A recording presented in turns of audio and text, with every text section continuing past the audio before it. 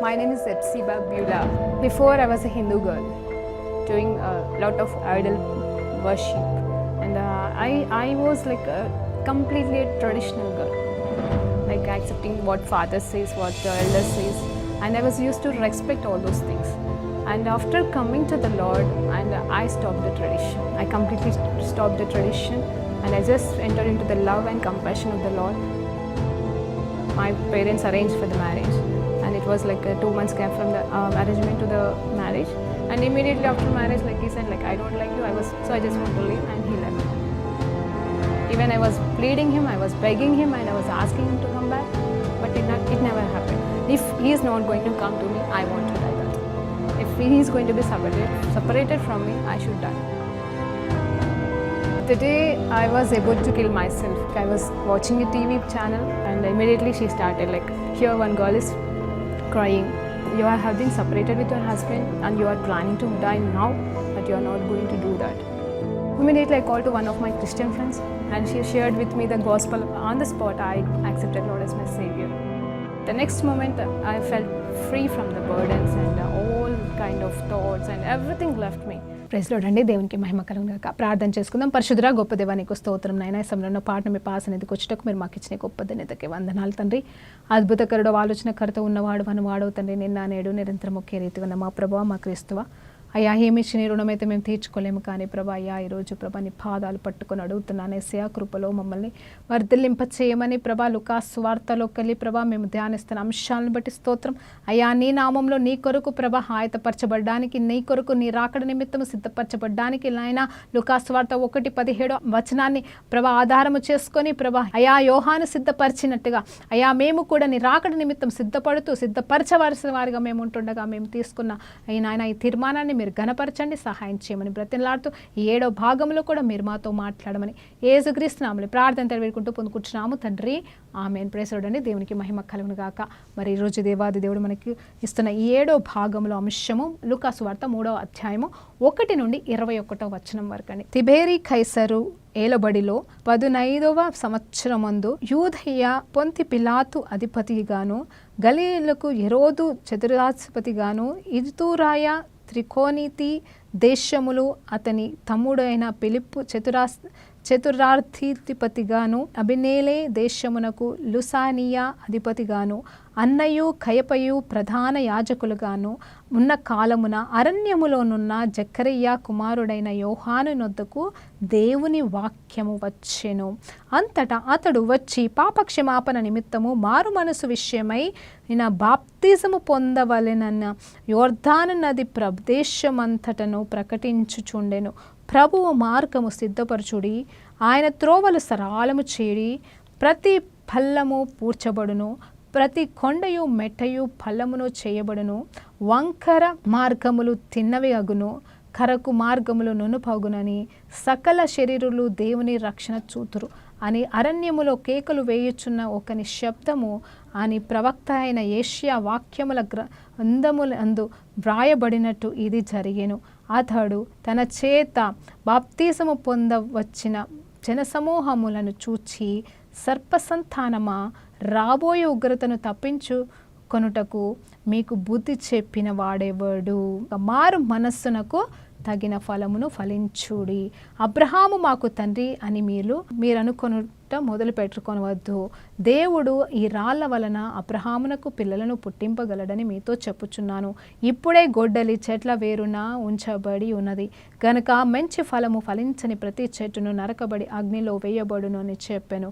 అందుకు జనులు, అలాగైతే మేమేమి చేయవలనని అతనిని అడుగగా, అతడు 2 అంగీలు ఉన్నవాడు ఏమీయూ లేని వానికి ఇయ్యవలెను, ఆహారము గలవాడును అలాగే చేయవలెనని వారితో చెప్పెను. సుంకరులు బాప్తిసము పొందవచ్చి, బోధకుడా మేమేమి చేయవలనని అతనిని అడగగా, మీకు నిర్ణయించబడిన దాని కంటే ఎక్కువ తీసుకొనవద్దని వారితో చెప్పెను. సైనికులు మేమేమి చేయవలని అతనిని అడగగా, అందుకు అతడు, ఎవరిని బాధ పెట్టకని, ఎవని మీదకు అపనిందయు వేయకనియు, మీ జీతములతో తృప్తి పొందుడనియు వారితో చెప్పాను. మరి వీరందరి మొదటగా ఆ పేర్లకి నాలుక కూడా తిరగలేదండి. ఏదేమైనా సరే చదివి ఉన్నాము, దేవునికి స్తోత్రం కలుగుగాక. మరి ఆ కాలంలో యోహాను గారు మరి 30వ సంవత్సరానికి వచ్చి ఉన్నట్టుగా మనం అర్థం చేసుకోవాలి. సో ఈ కాలం అంతట్లో అన్నయ్య కైపయు అనే వారు ప్రధాన యాజకులుగా ఉన్నారంటే వీరి గురించి మనం తర్వాత కూడా 2-3 చోట్ల రాయబడి ఉంటుంది కాబట్టి వీళ్ళు మనకి మొదటి వ్యక్తులుగా మనం ఆలోచించవచ్చు ఇక్కడ. అయితే అన్నయ్య మరి కైపయు ప్రధాన యాజకులుగాను ఉన్న కాలమున అరణ్యములోనున్న జక్కర్యా కుమారుడైన యోహాను నొద్దకు దేవుని వాక్యం వచ్చెను.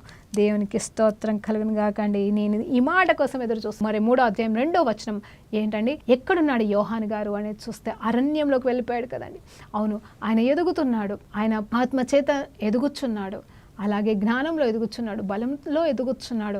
కానీ ఎక్కడ ఎదుగుచున్నాడంటే అరణ్యంలో. అందరి మధ్యలో లేడు ఆయన.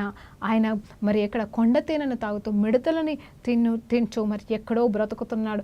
అవును, తనకు కూడా పరీక్షలు జరుగుతున్నాయేమో, తనకు కూడా టెస్టింగ్స్ జరుగుతున్నాయేమో.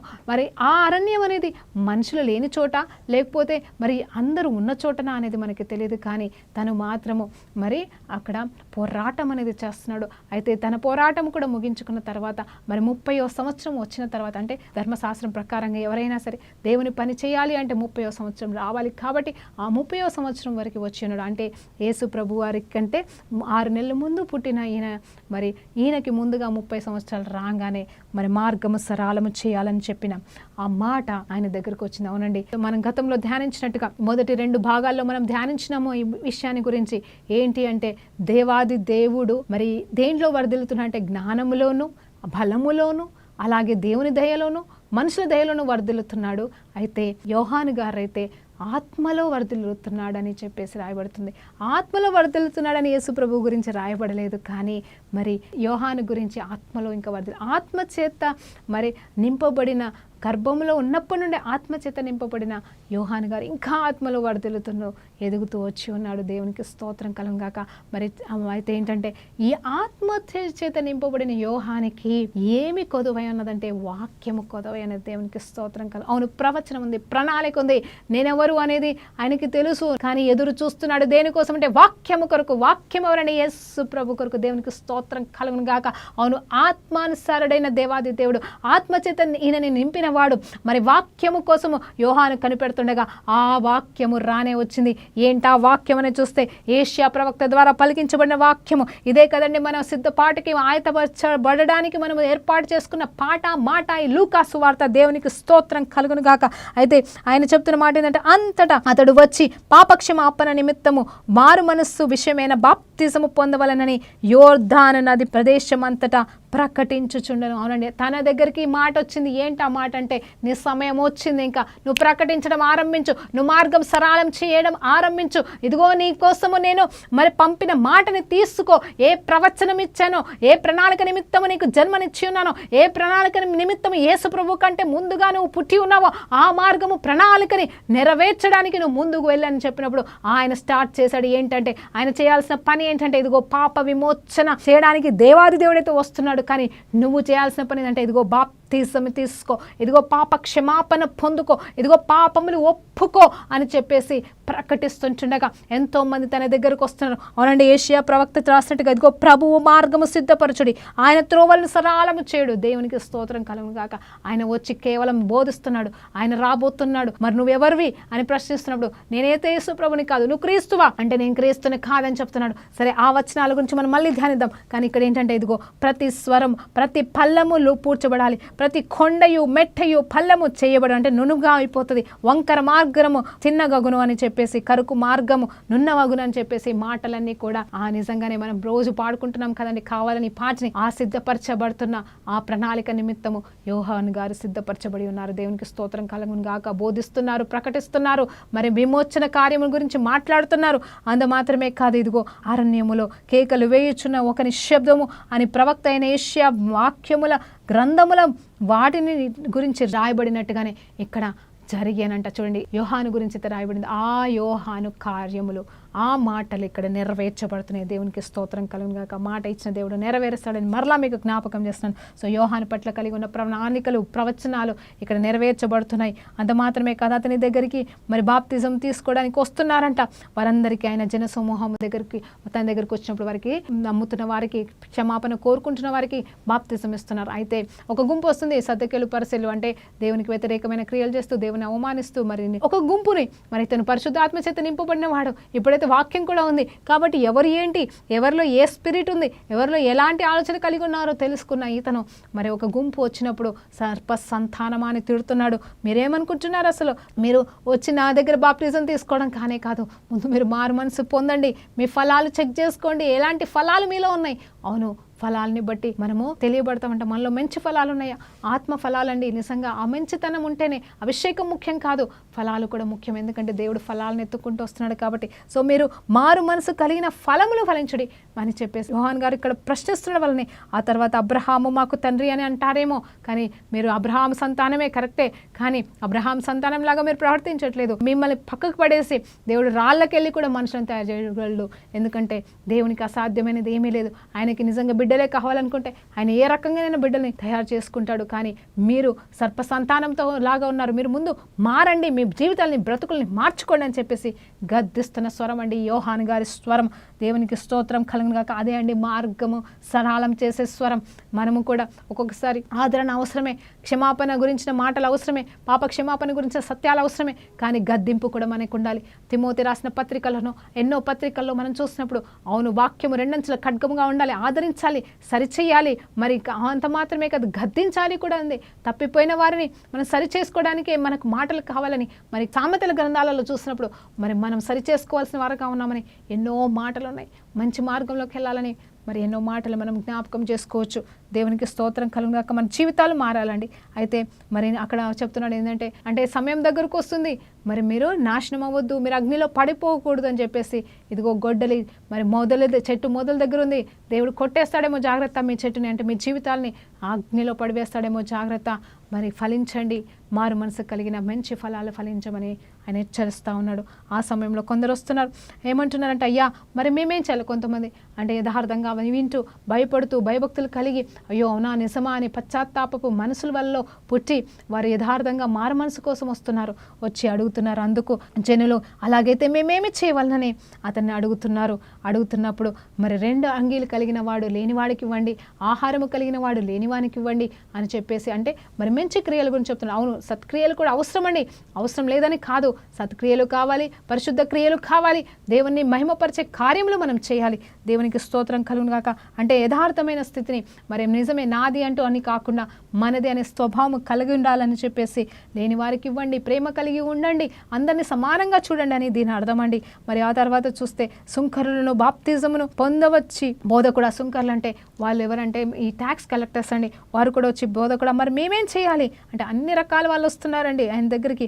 అయ్యా మేమేం చేయాలంటే, ఆయన స్వరంలో ఏదో ఉంది, ఆయన ఆత్మచేత నింపబడి ఆయన వాక్యం చెప్తుండగా వారి హృదయాలు మండిపోతున్నాయి, వారి హృదయాలు మార్చబడుతున్నాయి, వాళ్ళకి అర్థమైపోతుంది అమ్మో ఏదో జరగబోతుంది, అవును ఏదో జరగబోతుందని వాళ్ళు అర్థం చేసుకుంటున్నారు. కాబట్టి మరి నిజమే, మనం కూడా బోధించినప్పుడు, మనం కూడా దేవుని సువార్త ప్రకటించినప్పుడు ఎంతోమంది జీవితాలు మార్చబడతలేవా అండి. ఆ రీతిగానే మరి దేవాది దేవుడు ఇక్కడ యోహాను గారికి పంపించిన మాట ద్వారా, యోహాను గారు చెప్తున్న మాటలను బట్టి ఎంతోమంది హృదయాలు కదిలించబడుతున్నాయి. కాబట్టి వాళ్ళు చెప్పుకుంటున్నారు, అయ్యా మేమేం చేయాలి, నిజమే ఒప్పుకుంటామయ్యా, మేము తప్పులు చేస్తున్నాం, మేము పాపంలో ఉన్నాం, మమ్మల్ని క్షమించడానికి మేమేం చేయాలి, మేము మారు మనసు పొందుకోవాలంటే ఏం చేయాలని మరి అమాయకంగా వచ్చి అడుగుతున్న వారితో యోహాను గారు చక్కటి నడిపింపునిస్తున్నారు.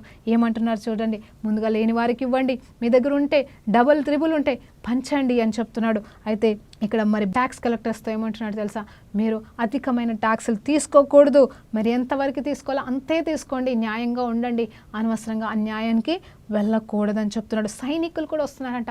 సైనికులు కూడా వచ్చి అయ్యా మరి మేమేం చేయాలి, మరి మేము ఎప్పుడు కూడా అందరినీ చంపుతూ కొడుతూ మరి మా పని అదే కదా అని మరి వచ్చి అడుగుతుంటే, సరే మీరు సైనికులుగా ఉన్నారు కాబట్టి మీరేంటంటే, ఇదిగో అందుకు అతడు మీరు ఎవరిని బాధ పెట్టకండి, ఇదిగో మీరు ఎవరి మీదను అపనింద వేయకండి. అంటే మీరు సైనికులు కరెక్టే, కానీ మరి మీరేం చేస్తారంటే నిందలు వేయొద్దు, అన్యాయంగా శిక్ష వేయకండి, న్యాయమైన శిక్ష వేయండి. అంత మాత్రమే కాదు, మీరు సైనికులు కదా, మీ ఇష్టానురాజ్యంగా డబ్బులు లాక్కోకండి, కానీ మీకు ఎంత జీతం వస్తుందో ఆ జీతాన్ని బట్టి సంతృప్తి కలిగి ఆనందంగా ఉండండి అని చెప్పేసి ఎంత చక్కటి మాటలండి. అంటే యోహాను గారు కేవలం మరి గద్దించడం మాత్రమే కాదు, యేసు యొక్క మార్గము సిద్ధపరచబడాలని మాత్రమే కాదు, మీరు ఏ మాదిరిగా బ్రతకాలి, ఏ రీతిగా బ్రతకాలి అని కొన్ని ఉదాహరణలు వారు వచ్చిన వారికి మంచిగా కరెక్ట్గా క్లియర్గా చెప్తున్నాడు. మనం కూడా సువార్త బోధికులారా, సువార్తను బోధించు వారులారా, సేవకులారా, మనము ఈ మంచి మార్గాలు బోధించకూడదా? ఆ రాంగ్ మార్గంలో ఉన్న వారిని అవునంది నిజం చెప్పండి, సేవకులు సైతం అన్యాయంగా డబ్బులు తీసుకుంటున్నారు, సేవకులు సైతం లంచాలు ఇస్తున్నారు, సేవకులు సైతం ఇతరులని రాబ్ చేస్తున్నారు అంటాడు కదా. మరి ఆ 10 ఆజ్ఞల్లో కొన్ని ఆజ్ఞలు ఉంటాయి. చివరి ఆజ్ఞలు ఏంటంటే డోంట్ కవర్ట్ అదర్స్ థింగ్స్. అందరి అంటే వేరే వాళ్ళ దాన్ని నువ్వు ఆశించకు, వాటిని దొంగిలించకు, వేరే వాళ్ళు నీకు ఎందుకు, నీకు దేవుడు ఇస్తాడు కదా అని చెప్పేసి దేవుడు మాట్లాడుతూ ఉన్నాడండి. దేవునికి స్తోత్రం కలుగును గాక. అయితే 15 నుండి 21 వరకు చదివి ధ్యానిద్దామండి. ప్రజలు కనిపెట్టుచు అతడు క్రీస్తయి ఉండునేమో అని అందరూ యోహానును గూర్చి మరి తమ హృదయములో అనుకొనుచుండగా యోహాను, నేను నీళ్లతో మీకు బాప్తిసం ఇచ్చుచున్నాను, అయితే నాకంటే శక్తిమంతుడు ఒకడు వచ్చుచున్నాడు, ఆయన చెప్పుల వారను విప్పుటకును నేను పాత్రుడను కాను, ఆయన పరిశుద్ధాత్మలోను అగ్నితోనూ మీకు బాప్తిజం ఇచ్చును, ఆయన చేతిలోనున్నది, ఆయన తన కళ్ళమును బాగుగా శుభ్రము చేసి తన కొట్టులో గోధుమలు పోసి ఆరని అగ్నితో పొట్టు కాల్చి వేయునని అందరితో చెప్పెను. ఇది కాక అతడింకను చాలా సంగతులు చెప్పి ప్రజలను హెచ్చరించుచు వారికి స్వార్థ ప్రకటించుచుండెను. అయితే చతుర్థాధిపతి అయిన హెరోదియు చేసిన సకల దుష్కార్యముల నిమిత్తము అతని సోదరుని భార్య అయిన హెరోదియా నిమిత్తమును యోహాను అతనిని గద్దించినందుకు అది వరకు తాను చేసినవన్నీ చాలవన్నట్టుగా అతడు యోహానును చెరసాల్లో వేయించెను. ప్రజలందరూ బాప్తిజము పొందుతున్నప్పుడు యేసు కూడా బాప్తిజము పొంది ప్రార్థన చేయుచుండగా ఆకాశం నుండి మరి పరిశుద్ధాత్మ దేవుని స్వరం వినపడెను అని ఉంటుంది. సరే అండి, దేవునికి స్తోత్రం కలుగునుగాక. అయితే ఆయన బాప్తిసం ఇస్తున్నాడు. మరి అంత మాత్రమే కాదు, ఇక్కడ ఒక చక్కటి మాట, ఆయన స్వార్థ చెప్తూ వాళ్ళని హెచ్చరిస్తున్నాడు. చూడండి, స్వార్థ మంచిదే, ధైర్యంతో కూడిన మాటనే. యేసు ప్రభు మన కోసం చేసిన కార్యముల గురించి బోధించటే, కానీ అట్ ద సేమ్ టైం హెచ్చరిస్తున్నాడండి. చాలా మంది హెచ్చరించే వాళ్ళ దగ్గరికి ఎవరు వెళ్ళరు, హెచ్చరిస్తున్నారు, ఊరికే తిడుతున్నారు అని చెప్పేసి అంటారు. కానీ హెచ్చరించడం అనేది మా బాధ్యత అండి. మేము హెచ్చరించకపోతే మరి ఎవరు హెచ్చరిస్తారు మిమ్మల్ని అనేది నేను దేవుని పేరిట మీకు జ్ఞాపకం చేస్తున్నాను. అంటే మరి మీకు నచ్చకపోతే సరే వినకండి, మీ ఇష్టం, కానీ హెచ్చరించట మా బాధ్యత అన్నట్టుగా మరి చెప్తున్నాం. సరే, ఏదేమైనా ఇక్కడ ఏంటంటే మరి నువ్వు బాప్తిజం ఇస్తున్నావు కదా, మరి మేము క్రీస్తు అనేవాడు వస్తున్నాడు అని మాకు తెలుసు కదా. చూడండి, అందరికీ తెలుసు క్రీస్తు అనేవాడు ఒకడు రక్షకుడు వస్తున్నాడు అని. మరి బైబిల్లో ఉన్న మాటలు పాత నిబంధన ప్రకారంగా క్రీస్తు అనేవాడు రాబోతున్నాడు, రక్షకుడు అనేవాడు రాబోతున్నాడు అందరికీ తెలుసండి.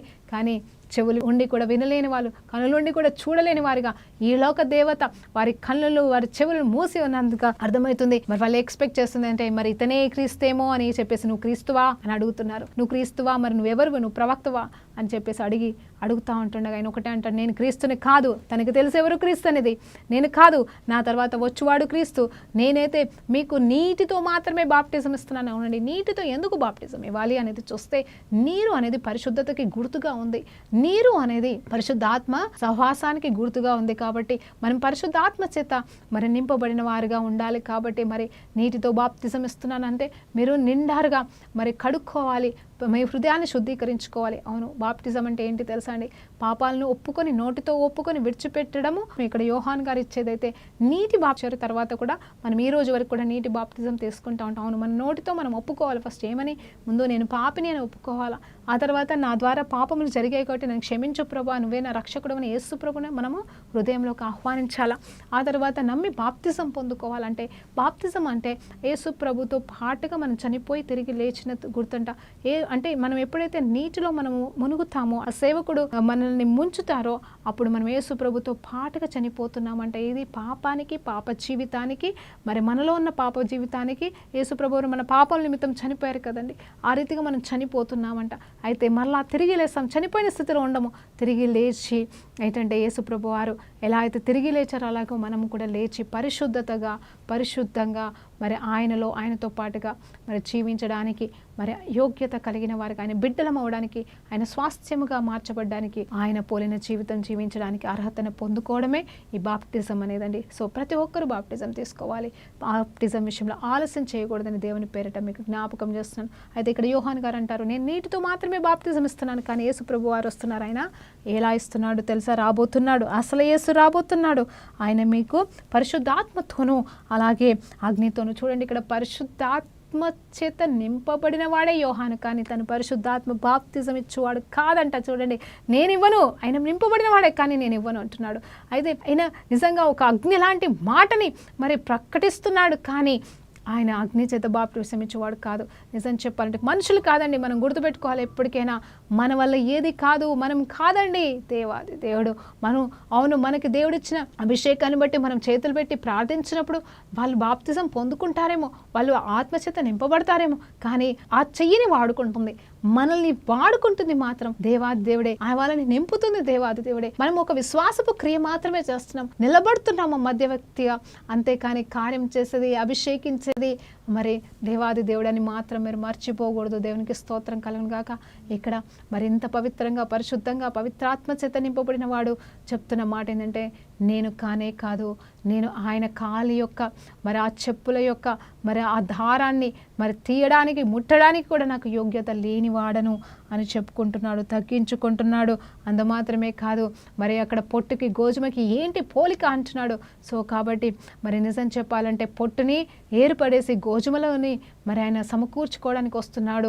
పొట్టంతా కూడా మరి కొట్టుకుపోతుంది, అగ్నిలో కాల్చివేయబడుతుంది. కాబట్టి మీరు కొట్టుకుపోయే పొట్టులాగా ఉండకూడదు, కానీ మరి నిజమైన గోధుమ గింజల్లాగా, శ్రేష్టమైన వారిలాగా మీరు ఫలించాలి, బాగుండాలని చెప్పేసి పవిత్రతకి సూచనగా, పాపం నుండి విడిపించబడవలసిన వారిగా యోహాను గారు ప్రకటిస్తున్నారు, హెచ్చరిస్తున్నాడు, మాట్లాడుతున్నాడు, మార్గం సరళం చేస్తున్నాడు. నిజం చెప్పాలంటే ఆయన సువార్తని బోధిస్తున్నాడండి, కానీ ఆయన కూడా యేసు ప్రభు వారు ఇంకా ఆయన పరిచర్యలోకి అడుగు పెట్టలేదు. కాబట్టి మరి ఈయన మార్గము సరళము చేయవాడుగా ఉన్నాడు. దేవునికి స్తోత్రం కలుగును గాక.